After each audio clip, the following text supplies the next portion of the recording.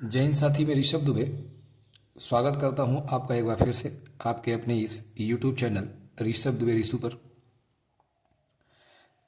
Fuse chapter के पिछली video में हमने फ्यूज से संबंधित कुछ महत्वपूर्ण परिभाषाएं पढ़ी थी, जैसे फ्यूज का रेटेड करंट क्या होता है, फ्यूजिंग करंट क्या होती है, फ्यूजिंग फैक्टर क्या होता है, फ्यूजिंग फैक्टर किन किन फ्यूज के लिए उसका मान कितना होता है, ये सब बात हमने पिछली वीडियो में की थी। आज की वीडियो में हम ये बात करेंगे कि फ्यूज वायर से जो बहने वाली करंट होती है वो करंट किन किन बातों पर निर्भर करेगी। तो हेडिंग होगा फ्यूज वायर से बहने वाली करंट की निर्भरता। फ्यूज वायर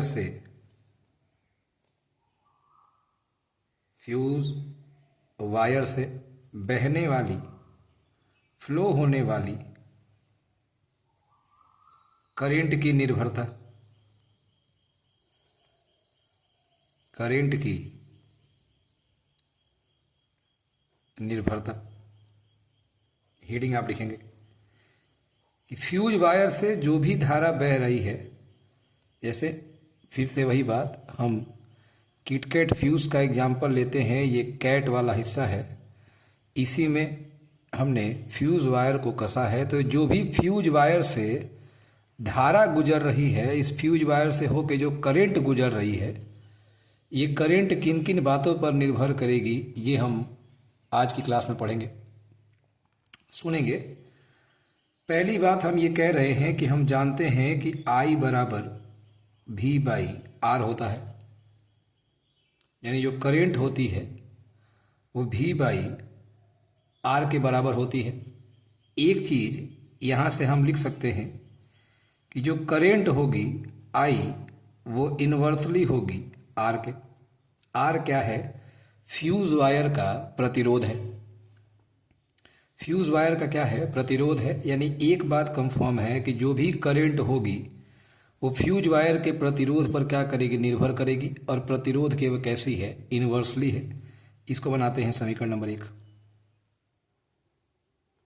अच्छा, दूसरी बात, हमको ये पता है कि चूंकि R बराबर होता है ρL/A, तो यदि R का मान यहाँ पर रखें तो क्या समीकरण मिलेगा? क्या ये ऐसा लिख सकते हैं इसको? I =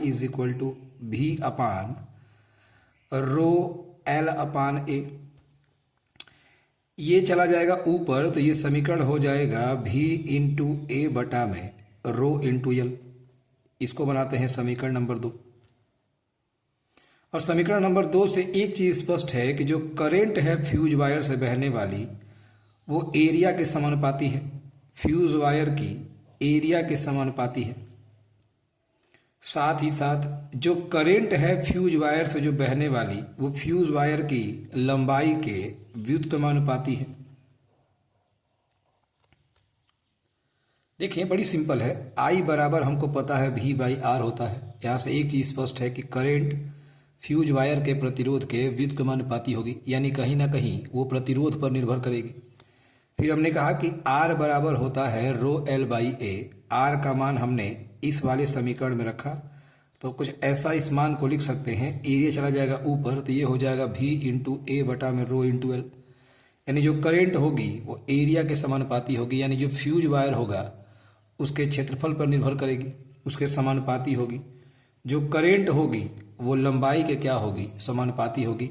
अगर इन सभी 3 बातों को ध्यान रखें तो हम यहाँ लिख सकते हैं कि जो फ्यूज वायर से बहने वाली करंट होगी वो फ्यूज वायर के प्रतिरोध पर निर्भर करेगी। फ्यूज वायर के प्रतिरोध पर निर्भर करेगी। फ्यूज वायर के प्रतिरोध पर निर्भर करेगी। और प्रतिरोध के कैसी है? ये इन्वर्सली है। इसका मतलब ये है कि यदि फ्यूज वायर का प्रतिरोध ज़्यादा होगा तो उससे बहने वाली करंट कम होगी। यही तो मतलब हुआ कि जो करंट है वो किस पर निर्भर कर रही है? फ्यूज वायर के प्रतिरोध पर। अगर ये प्रतिरोध ज़्यादा होगा तो यहाँ से बहने वाली करंट कम होगी। अच्छा, यहाँ से अगर देखें, करंट जो है वो फ्यूज वायर के अनुप्रस्थ काट क्षेत्रफल पर निर्भर कर रही है। एरिया को हम क्रॉस सेक्शन एरिया भी कहते हैं। यानी दूसरा बात यहाँ से कह रहे हैं कि फ्यूज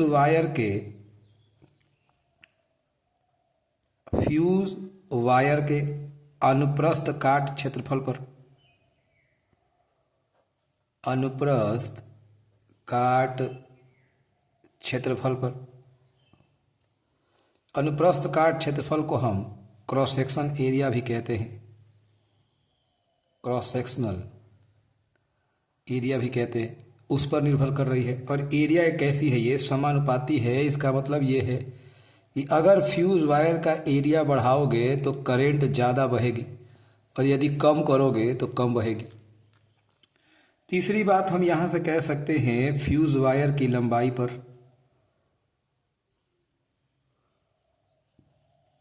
फ्यूज वायर की लंबाई पर, यानी लेंथ ऑफ फ्यूज वायर। और फ्यूज वायर की लंबाई की कैसी है, ये इन्वर्सली है। यानी यदि तुम फ्यूज वायर लंबा बनाओगे, लेंथ इसकी बढ़ाओगे, तो यहाँ से जो बहने वाली करंट होगी उसका मान क्या हो जाएगा, कम हो जाएगा। ये तीन बातें कंफर्म हो रही होंगी। हमने यहाँ लिखा I बराबर होता है V बाई आर। यहाँ से एक बात लिख सकते हैं कि जो करंट होती है वो प्रतिरोध के व्युत्क्रमानुपाती होगी। हमने यहाँ एक बात लिखा कि जो करंट होगी जो फ्यूज वायर से बह रही है वो फ्यूज वायर के प्रतिरोध पर निर्भर करेगी। और प्रतिरोध के वे कैसी है, उल्टा है। यानी अगर रजिस्टेंस ज़्यादा होगा तो करंट कम होगी। फिर हमने कहा कि R बराबर होता है रो L बाई ए, जहाँ रो विशिष्ट प्रतिरोध है, L लंबाई है, A एरिया है। R का मान हमने I बराबर V बाई आर वाले समीकरण में रखा, तो यहाँ से ये मिला V इंटू ए बटा में रो इंटू एल। यहाँ से एक चीज़ देख रहे हैं कि जो फ्यूज वायर में बहने वाली करंट होगी वो एरिया के समानुपाती है। साथ ही साथ जो करंट होगी वो फ्यूज वायर की लंबाई के क्या होगी, व्युत्क्रमानुपाती होगी। वही हमने लिखा है कि एक निर्भर करेगा फ्यूज वायर के प्रतिरोध पर और फ्यूज वायर के प्रतिरोध के वे व्युत्क्रमानुपाती होती है। दूसरा हमने कहा फ्यूज वायर के अनुप्रस्थ काट क्षेत्रफल पर और अनुप्रस्थ काट क्षेत्रफल के ये समानुपाती होती है। तीसरा हमने कहा फ्यूज वायर की लंबाई पर और फ्यूज वायर की लंबाई के भी कैसे है, ये व्युत्क्रमानुपाती है, इनवर्सली प्रोपोर्शनल है। अच्छा, अब देखें जरा, हमको ये पता है, अगर समीकरण 2 को देखें जो हमने लिखा है I बराबर V इंटू ए बटा में रो इंटू एल। चूँकि अगर हम एरिया बराबर पाई आर स्क्वायर रखें, अगर एरिया के स्थान पर पाई आर स्क्वायर रखें तो ये समीकरण ऐसा लिख सकते हैं I बराबर V into pi r square बटा में रोएल। एरिया के स्थान पे हमने रख दिया पाई आर स्क्वायर, तो ये हो जाएगा V एरिया के स्थान पे पाई आर स्क्वायर बटा में रो इंटू एल। एक चीज़ यहाँ से देख रहे हैं कि जो करंट है वो त्रिज्या के वर्ग के समानुपाती है। यानी यहाँ लिख रहा हूँ मैं फ्यूज की जो करंट होती है फ्यूज वायर की त्रिज्या पर, फ्यूज वायर की त्रिज्या पर, और त्रिज्या कैसी है तो करंट जो है वो रेडियस के वर्ग के समानुपाती है। तो यानी फ्यूज वायर से जो भी बहने वाली करंट है वो किन किन बातों पर निर्भर करेगी। एक तो फ्यूज वायर के प्रतिरोध पर, अगर प्रतिरोध ज़्यादा होगा तो करंट कम होगी, यानी वो इनवर्सली प्रोपोर्शनल है। दूसरा, फ्यूज वायर के एरिया पर, एरिया बढ़ेगा तो करंट ज़्यादा होगी, एरिया कम होगा तो करंट कम होगी, यानी एरिया के समानुपाती है। तीसरा, फ्यूज वायर की लंबाई पर, फ्यूज वायर की लंबाई के भी कैसी है, ये इनवर्सली है। लंबाई बढ़ाएंगे, अगर फ्यूज वायर का ये लंबाई अगर बढ़ेगा, अगर फ्यूज वायर ये लंबाई अगर आप ज़्यादा बढ़ाएंगे तो यहाँ से जाने वाली करंट कम हो जाएगी। यानी इसलिए आपको परिभाषा लिखवाई गई थी कि फ्यूज वायर एक शॉर्ट पीस ऑफ वायर है, एक छोटे तार का टुकड़ा है। फिर हमने कहा जो आई है वो रेडियस के वर्ग के समानुपाती है, यानी फ्यूज वायर की त्रिज्या पर और फ्यूज वायर की त्रिज्या के ये वर्ग के क्या है, समानुपाती है। तो फ्यूज वायर से जो भी करंट बह रही है वो इन बातों पर क्या करेगी, निर्भर करेगी। आप वीडियो को देखिए, कहीं भी कोई दिक्कत होगा तो आप ज़रूर बताइएगा कमेंट करके। धन्यवाद।